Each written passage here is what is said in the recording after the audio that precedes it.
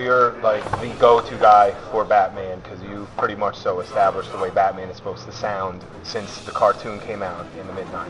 And before then... A major lucky break. Yeah, and it worked out very well for everybody else because then Batman, even the, that cartoon, it was so much better than, everything else at the time and this and everything. And you have stayed with the Batman property since then, and as a fan, I thank you. Like, that's awesome because you're really good at it. You know what I mean? And like to have you and Mark Hamill in the same game seems really good. Are you as impressed with the game as the rest of your body of work? Like, it's right up there with everything else that you've done? Yes, it's an easy answer. Yeah. Well, for an actor, yeah, the recording the animated stuff's a lot more fun. It's just more fun. The gaming is more.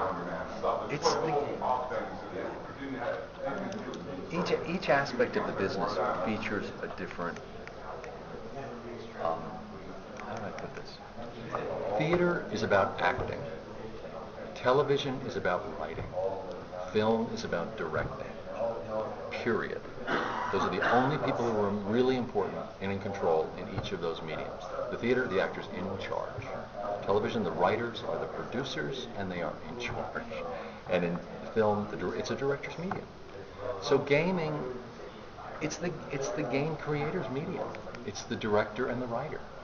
You're a pawn. They want to get good actors in there because it enhances them. It enhances their product. You're bringing life to it. But they're the ones who are, it's a techie world, you know what I mean? And that side of my brain just is completely atrophied. I have no mechanical side of my brain. I have totally the creative side of my brain. I should just walk in circles my whole life. I just don't have that side. People who come up to me from the first Batman game, and their eyes are on fire, and they're going, "Oh my God, that game!" And I think, I did that for that guy. That guy did it. He's the one who put it all together, and he had the experience in his head. But I'm the one who gave him the juice. I'm the one who gave him the stuff to play with, and that's very satisfying. That actually happened because of the audience.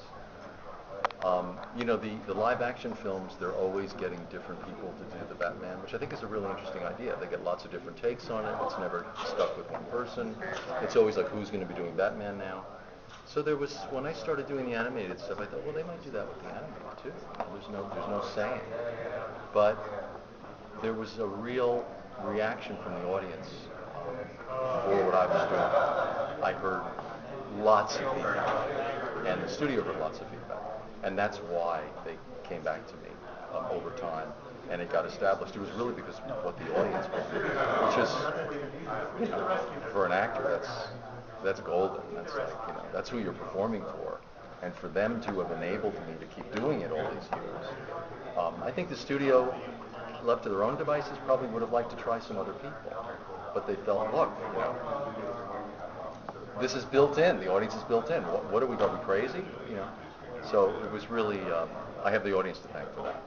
And it also helps to keep a continuity as well, just because between think all the different shows and the games and everything. Of course you do. Absolutely. He'll look Continuity is everything. He'll look different, but he'll sound right.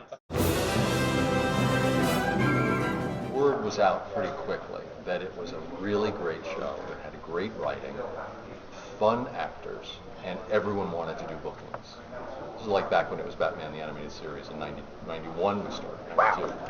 So, and it was at a little studio on Rowena Boulevard in Hollywood, off lot. And we were like the little engine that could. We weren't on anyone's radar.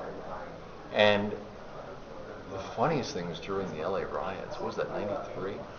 We were recording in Rowena, and they didn't cancel the session. And the fire was coming from downtown, which was near, Hollywood. You're Batman, And I'm Batman.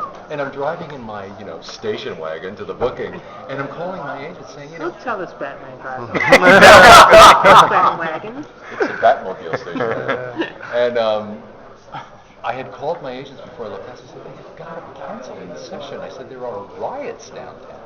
This city's on fire. I said, nope, they're not canceling it. They're expecting everyone to be there. And this was 91, or 93, so it was actually, it was before cell phones. I didn't have a cell phone, so I called before I left. And I'm driving towards, all the traffic was going the other way. I was the only car going east.